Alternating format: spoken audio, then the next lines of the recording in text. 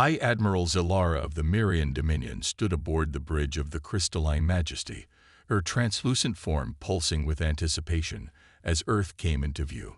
The third planet of this unremarkable solar system shouldn't have warranted the presence of the Dominion's most advanced warship, but something about these humans had caught the High Council's attention. "Status report," she commanded, her crystalline voice resonating through the bridge. "Primitive electromagnetic communications detected," High Admiral reported her second-in-command, Commander Vex. "Their technology appears to be exactly as our long-range scans indicated: nuclear fission power, chemical rockets, and basic orbital stations. They've barely reached their own moon." Zilara's crystalline structure shifted in what her species considered a smile. The Merian Dominion had subjugated thousands of pre-spacefaring civilizations over their 10,000 years of expansion. This would be routine, a show of overwhelming force, followed by immediate surrender and integration into the Dominion. "Begin the standard first contact protocol," she ordered. "Deploy the intimidation formation." The Crystalline Majesty and its escort fleet of 12 ships arranged themselves in the traditional diamond pattern above Earth's atmosphere, their crystalline hulls refracting sunlight in a dazzling display of power. Zilara allowed herself a moment of pride. No species had ever resisted after witnessing the might of a Merian battle fleet. Broadcasting the surrender demand, Commander Vex announced. The message was simple and had worked countless times before: submit to the Dominion or face annihilation. Zilara waited for the inevitable panic, the desperate pleas for mercy that always followed. Instead, a calm human voice responded. "This is Admiral Sarah Chen of the United Earth Defense Force. Your vessels have entered restricted space without authorization. Power down your weapons and prepare to be escorted out of our system, or we will respond with appropriate force." Zilara's crystalline form flickered with amusement. "Show me their defensive capabilities."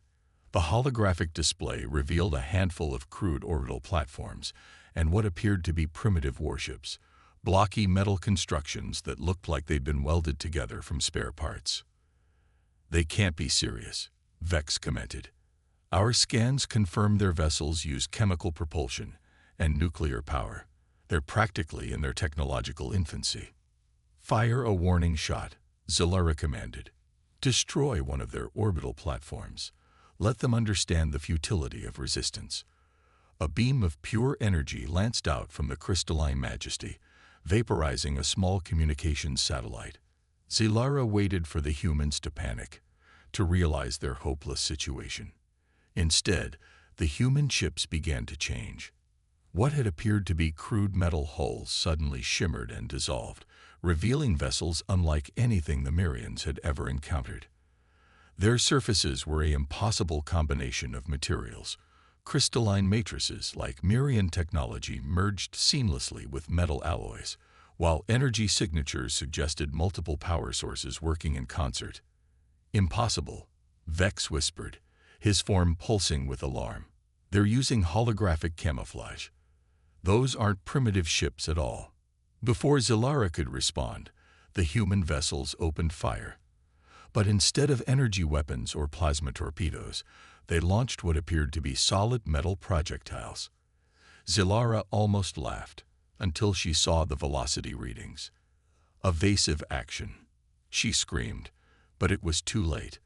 The tungsten rods, accelerated to near relativistic speeds by electromagnetic rails, passed straight through the Merian shields, designed to stop energy weapons, not physical projectiles, and shattered 3 escort ships into crystalline fragments. "How?" Zilara demanded as her fleet scrambled to respond. "Their technology.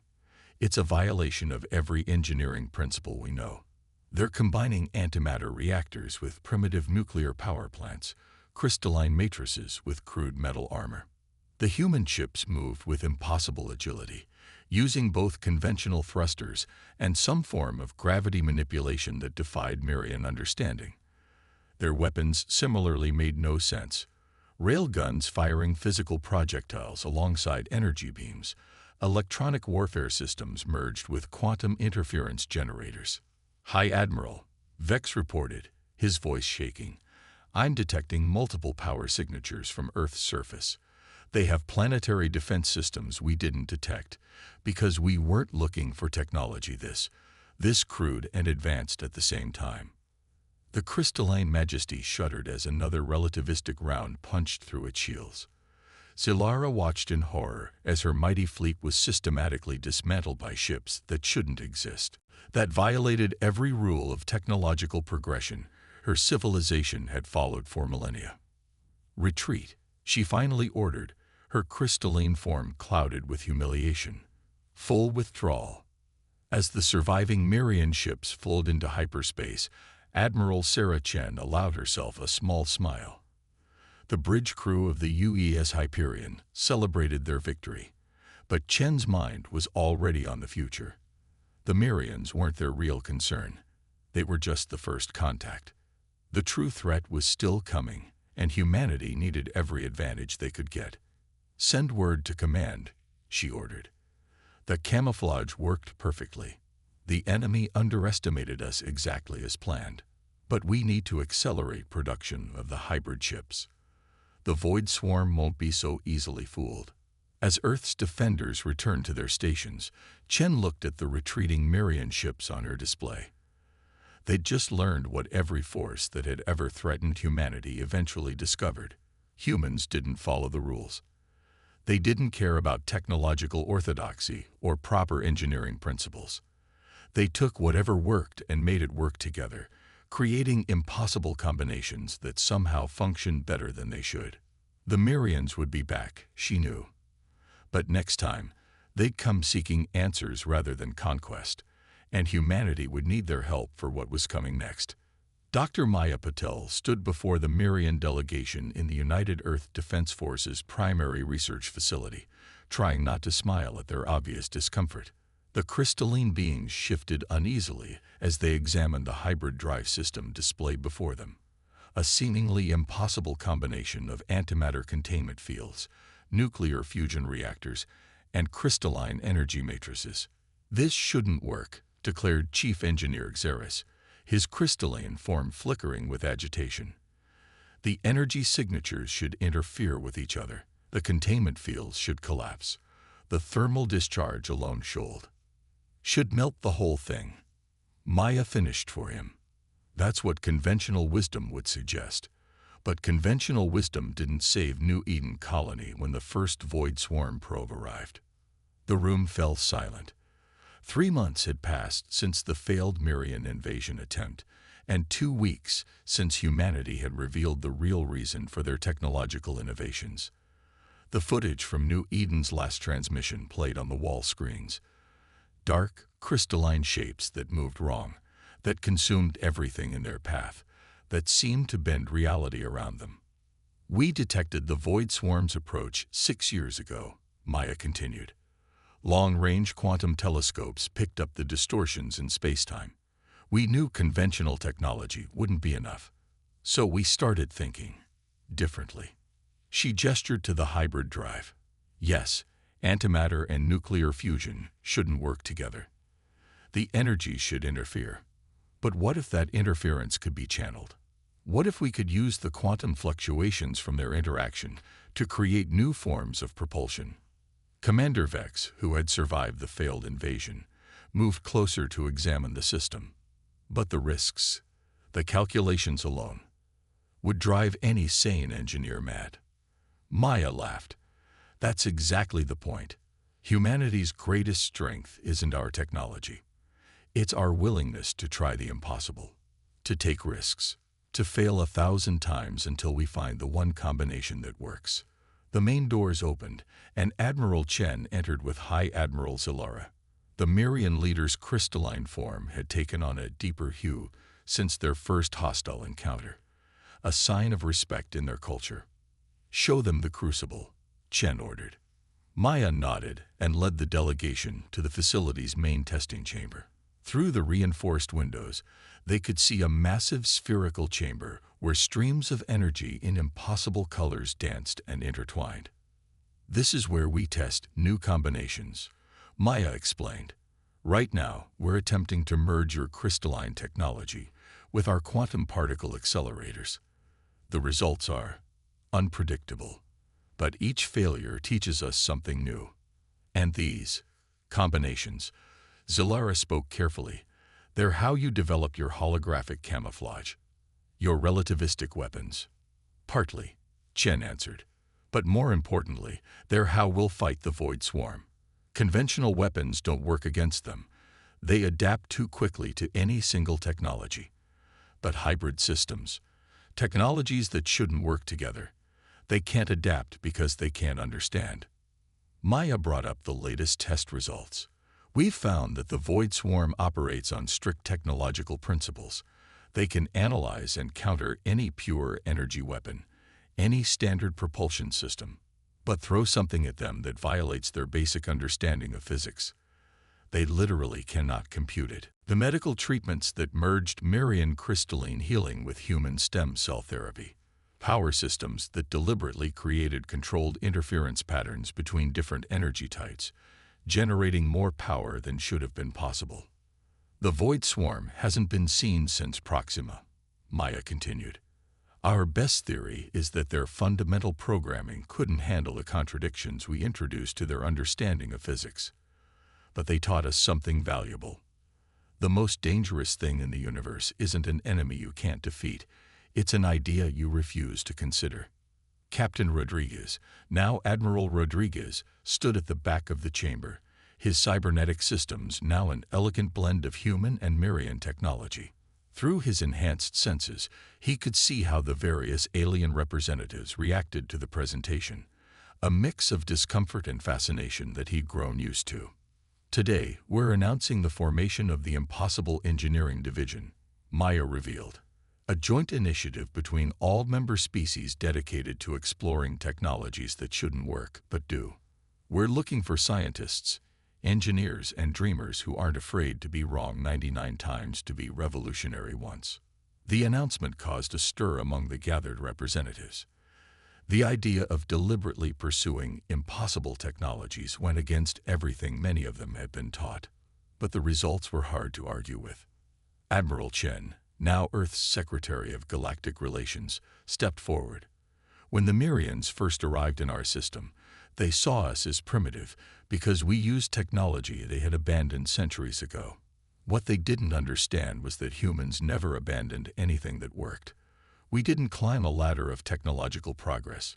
We built a web of possibilities.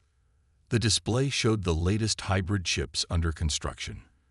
Vessels that incorporated technology from a dozen different species in ways that defied conventional engineering.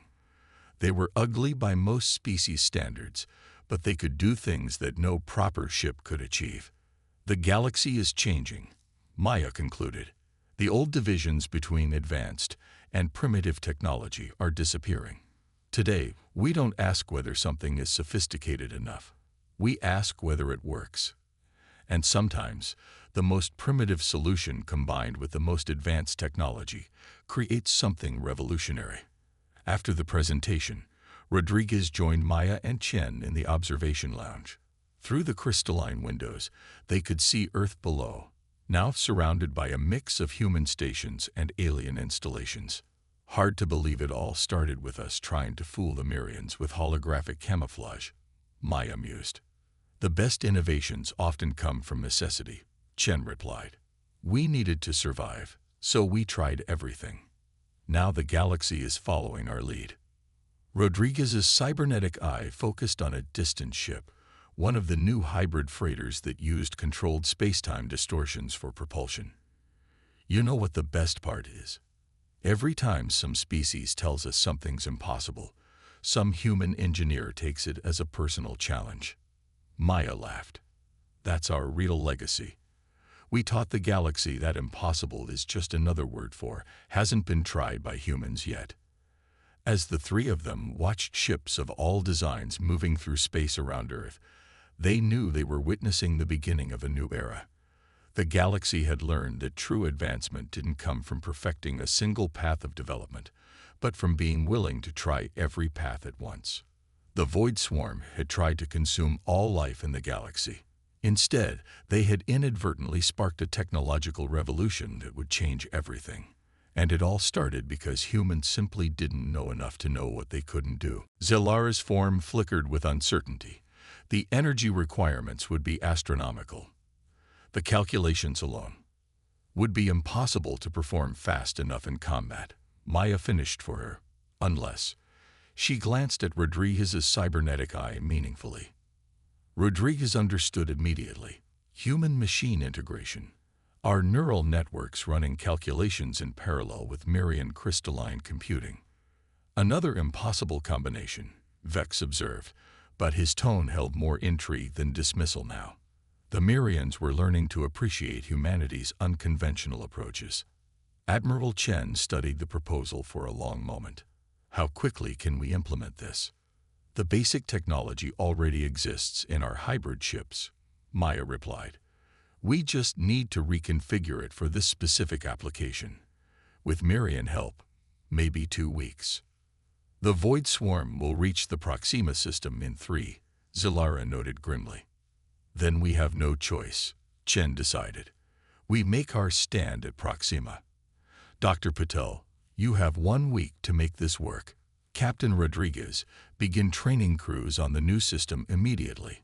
Commander Vex will lead your best crystalline engineers. As the council chamber emptied, Rodriguez lingered, watching the holographic display of the Void Swarm's advance. Maya approached him, her expression determined. Think it'll work? He asked quietly. The real question, she replied, is whether the Void Swarm thinks it'll work. They operate on pure logic, pure efficiency. Everything they do makes perfect sense within their understanding of physics. But humans, she smiled. We've been doing the impossible since we first looked up at the stars and decided to reach them. Rodriguez nodded, his cybernetic eye adjusting to focus on the shipyards visible through the chamber's windows. Already, crews were beginning to modify the hybrid fleet with the new technology. Humans and Mirians working side by side, combining technologies that should never have worked together. You know what's ironic? He mused. The Mirians came here to conquer us because they thought we were primitive. Now they're counting on that same primitive thinking to save us all. That's the thing about humans, Maya said as they walked toward the shipyards. We never learned what was supposed to be impossible. And sometimes, that makes all the difference. The combined human-Mirian fleet hung in the darkness above Proxima Centauri, a strange mix of crystalline vessels and hybrid warships waiting for humanity's greatest test. On the bridge of the flagship Prometheus, Captain Rodriguez's cybernetic systems interfaced directly with the ship's hybrid quantum computers, processing combat scenarios at impossible speeds. Void Swarm emergence in 30 seconds, Maya announced from her station, where streams of data flowed through both holographic displays and Mirian crystal matrices, space-time distortions matching previous patterns.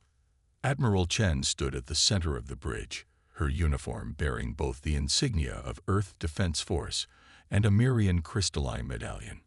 All ships execute Formation Delta. Remember your training. Don't think like they do. That's our advantage. The fleet moved into position, human ships deliberately creating sloppy formations that would have horrified traditional military strategists. The Mirian vessels, under Zalara's command, maintained precise geometric patterns that would serve as anchor points for what was to come. Reality twisted as the Void Swarm emerged.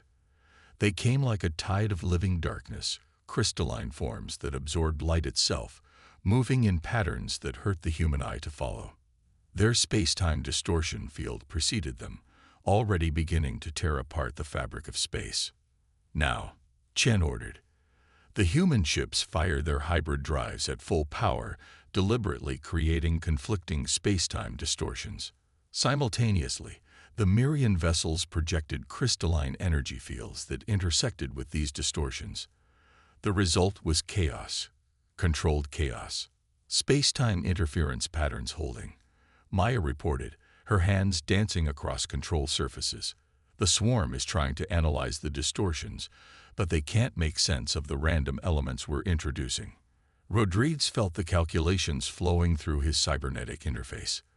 The human brain's ability to recognize patterns combined with machine precision and Mirian crystalline computing created something unprecedented, a weapon made of pure impossibility. The Void Swarm's first attack broke against their defenses in a way the enemy clearly hadn't expected. Their energy tendrils, designed to corrupt and consume matter, found themselves twisted back upon themselves by the conflicting spatial distortions. They're adapting. Zalara's voice came through the comm, but slower than ever before. They cannot comprehend why our defenses work.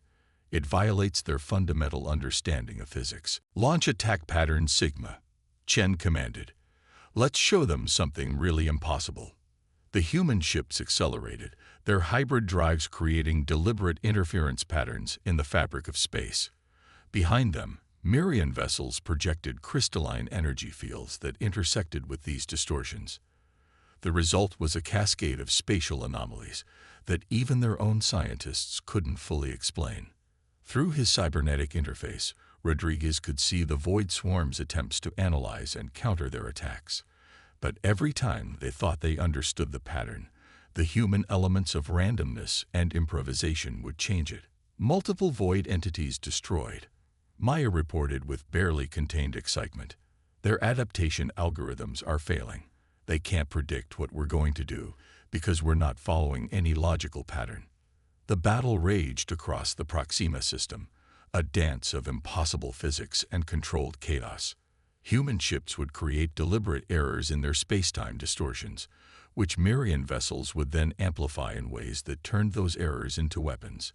The Void Swarm, accustomed to facing logical, predictable opponents, found themselves unable to adapt to strategies that shouldn't have worked. But victory didn't come without cost.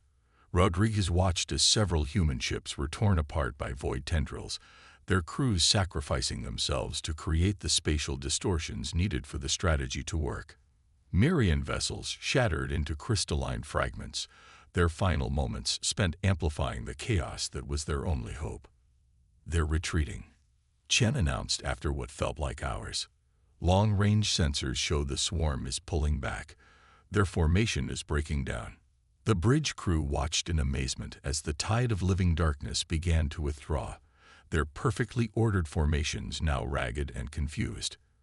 For the first time in recorded history, the Void Swarm had failed to consume their target. Analysis suggests their core programming is compromised. Maya reported, studying the sensor data. Our impossible tactics didn't just defeat them. They corrupted their fundamental understanding of physics. They can no longer trust their own analysis algorithms. Rodriguez looked out at the battlefield through both human eyes and cybernetic sensors. The space around Proxima was littered with crystalline fragments and debris, but the system itself was intact. More importantly, they had proven that the Void Swarm could be beaten. Send word to Earth and the Mirian homeworld, Chen ordered. The impossible strategy worked. But the swarm will be back, and they'll try to adapt to what we did here. We need to be even more impossible next time. As the fleet regrouped and began rescue operations, Rodriguez reflected on how far they'd come. Humans and Mirians, two species that should have been enemies, had instead combined their strengths in ways neither would have imagined possible. They had faced an enemy that represented perfect order and logic, and defeated it with deliberate chaos and impossibility. The war wasn't over, but they had shown the galaxy something important. Sometimes the best way to fight an enemy that operates on pure logic is to be gloriously, brilliantly illogical. And nobody did illogical better than humans. 5 years after the Battle of Proxima, the Galactic Innovation Center stood as a testament to how much had changed. The massive structure, orbiting Earth, combined Mirian crystalline architecture with human industrial design. Deliberately asymmetrical crystalline spires emerging from a foundation of sturdy metal and composite materials. Inside, Dr. Maya Patel stood before a gathering of representatives from dozens of spacefaring civilizations. The Void Swarm taught us all an important lesson, she began, her voice carrying across the chamber. The greatest threat to advancement isn't primitive technology. It's rigid thinking. When we believe we know how something should work, we blind ourselves to how it could work. The holographic display behind her showed footage from the historic battle, now studied in military academies across known space. Human ships creating deliberate chaos in the fabric of space-time, Merian vessels amplifying those distortions, and the void swarm's perfect formations breaking apart in confusion. High Admiral Zilara, now the Merian ambassador to Earth, moved forward. Her crystalline form had developed subtle metallic patterns, a deliberate modification inspired by human cybernetics. The Merian Dominion spent 10,000 years perfecting our technology, believing we had reached the pinnacle of advancement. Humans showed us that perfection can be a weakness. Sometimes, the best solution is one that shouldn't work at all. The display shifted to show the latest developments in hybrid technology. Ships that combine the organic technology of the Zentari with human nuclear drives. The Merians watched as simulation after simulation played out. Hybrid weapons tearing through void swarm probes, impossible energy signatures disrupting their coordination, drives that bent space in ways that made the crystalline being's sensors flutter with distress.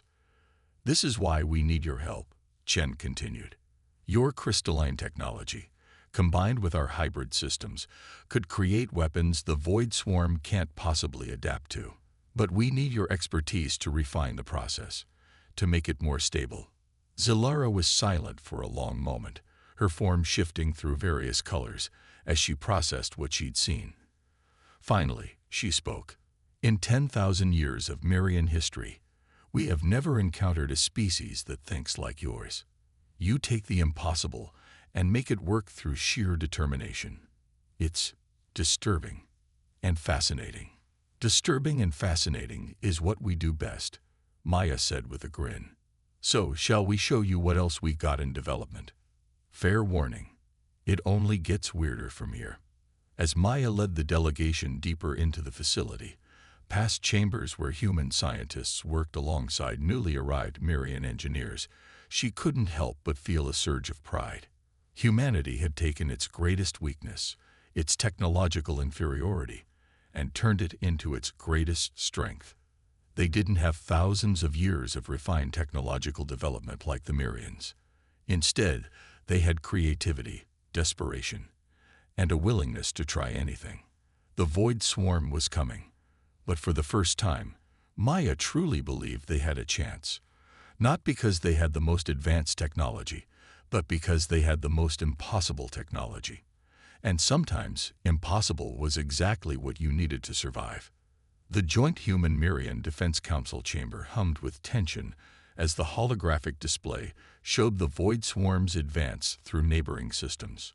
Captain James Rodriguez watched the crystalline shapes flow through space like liquid darkness, consuming everything in their path. Next to him, High Admiral Zalara's form had taken on a pale, almost translucent quality, the Merian equivalent of going white with fear. "The Beta Centauri system fell yesterday," Admiral Chen reported, her voice steady despite the gravity of the news. "Complete consumption of all matter in the system took less than 6 hours. They're adapting faster than our initial projections suggested." The holographic display shifted to show sensor readings from the battle. The Beta Centauri Defense Force had been equipped with standard Merian weapons, the most advanced energy-based technology in known space. The footage showed how quickly the void swarm had analyzed and adapted to each attack, their crystalline forms restructuring to absorb or deflect the energy weapons. "Our hybrid weapons are still effective," Dr. Maya Patil added, highlighting several successful engagements where human ships had managed to damage the swarm. "But even they're showing diminishing returns. The swarm is learning, albeit more slowly than against conventional technology." Commander Vex's crystalline form pulsed with analytical patterns. "We've analyzed the combat data from New Eden and Beta Centauri. The void swarm appears to operate on principles similar to our own crystalline technology, but taken to an extreme. They don't just adapt, they evolve." Rodriguez stepped forward, his cybernetic eye whirring as it zoomed in on particular segments of the battle footage. "Look here." He pointed to a moment when a human railgun round had struck a void entity. "The physical damage remains consistent. They can adapt to energy weapons, But kinetic impacts still hurt them. We need to exploit that. The problem, Chen interjected, is getting close enough to use kinetic weapons. Their space-time distortion field makes conventional approaches impossible. We lost 3 hybrid destroyers trying to close to firing range. Maya's eyes suddenly lit up, that familiar look that meant she'd had an idea that was either brilliant or insane. Usually both. What if we stopped trying to approach them through normal space entirely? The room fell silent as all attention turned to her. Even the Marian crystalline forms seemed to lean forward in anticipation. The void swarm travels through space by creating localized distortions in reality, Maya explained, her hands moving animatedly as she spoke. They essentially fold space around themselves. But what if we could use that against them? Create our own distortions that interact with theirs in ways they can't predict. She pulled up schematics of the latest hybrid dry systems. We've been combining Marian crystalline technology with our fusion and antimatter systems, but we've been thinking too linearly. Instead of trying to move through space normally, what if we created deliberate interference patterns between different space-time distortions?